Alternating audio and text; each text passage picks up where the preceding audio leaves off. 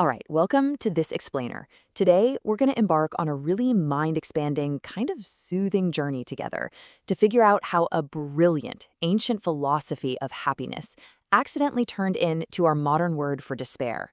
We're going to travel all the way from the bustling streets of ancient Greece over to the deep spiritual forests of ancient India, and then right back into the modern world of psychology.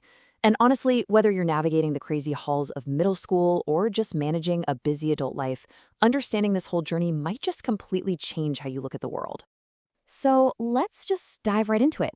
Have you ever looked around, maybe while you're scrolling online or just walking down the hallway at school, and wondered why everyone seems so relentlessly distrustful and, well, jaded today?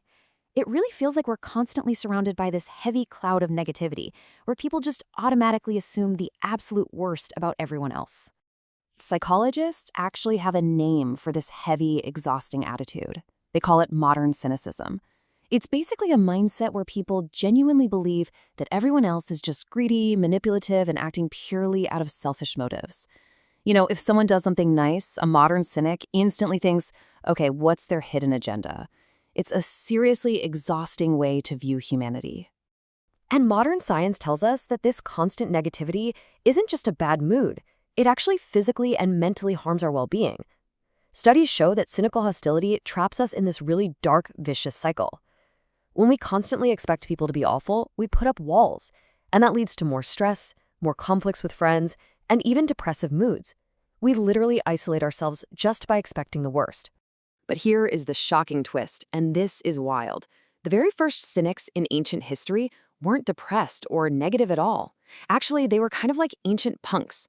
They used their philosophy as this incredible shortcut to virtue, absolute freedom, and deep happiness. They lived simply, totally aligned with nature. In fact, the name cynic originally comes from the ancient Greek word kynikos, which literally translates to like a dog. This awesome nickname was given to a famous rebel philosopher named Diogenes. He completely rejected polite society.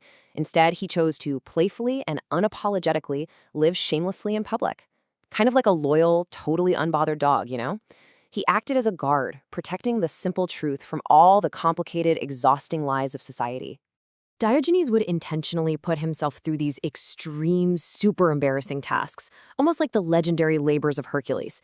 He would literally go out and hug freezing statues in the winter, or he'd practice begging for money from stone statues. Why? Basically, just to get used to rejection.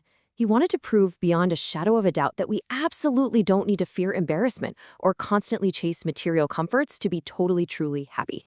He was so fiercely independent and just so unbothered by status that it led to one of the most famous encounters in all of history. Picture this. The most powerful man in the entire world, Alexander the Great, comes up, stands over Diogenes, and offers him literally any gift he desires. And Diogenes? He just looks up and calmly asks Alexander to stop blocking his sunlight. I mean, wow. He had everything he needed right there in nature. But the thing is, Diogenes wasn't really alone in this rebellious way of thinking. If we follow the ancient trade routes, history actually shows deep, fascinating connections between these Greek rebel philosophers and ancient Indian spiritual ascetics, who were known as Shramanas. Now, while Greek philosophy really loved rational inquiry and putting things into logical, reasoned categories, Indian philosophy focused more on spiritual realization, transcending the ego, and recognizing a unified reality. Both of these ancient traditions shared a pretty massive core belief. Society's rules are mostly fake. Ancient Indian wisdom taught that our obsession with wealth, popularity, or, what we'd call social media clout today, all of that is just Maya. It's an illusion.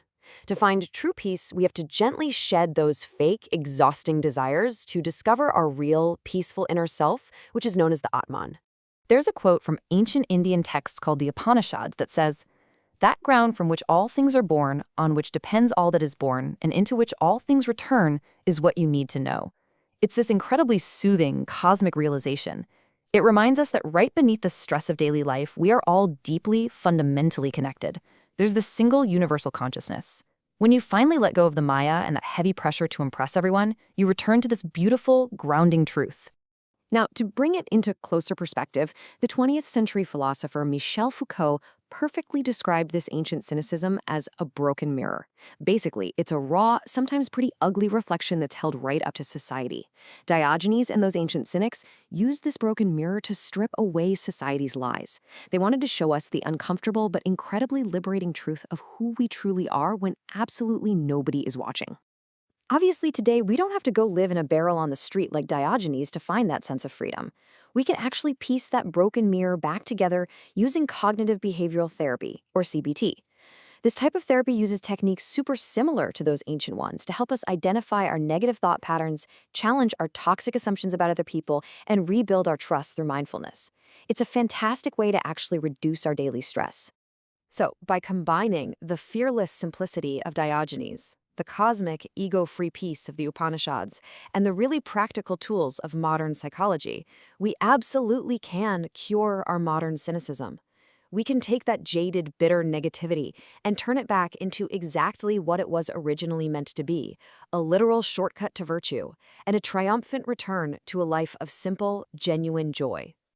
As we wrap up this explainer, I'd really love for you to take a slow, deep breath and just reflect on your own life for a second. What Maya is currently stressing you out? Is it the intense pressure to get perfect grades just to impress others? The endless, exhausting chase for social media likes? Or maybe it's just begging for the approval of people who honestly don't even matter. Just imagine dropping all of those heavy, fake expectations right now. Seriously, what simple things could you do today to feel as free and completely unbothered as Diogenes, just soaking up the sun? Maybe it's putting your phone away for an hour, taking a quiet walk in nature, or simply choosing to really trust a friend. I'll leave you with this final thought. The power to break out of this trap of modern negativity, it is entirely yours. You really don't have to be jaded to be smart.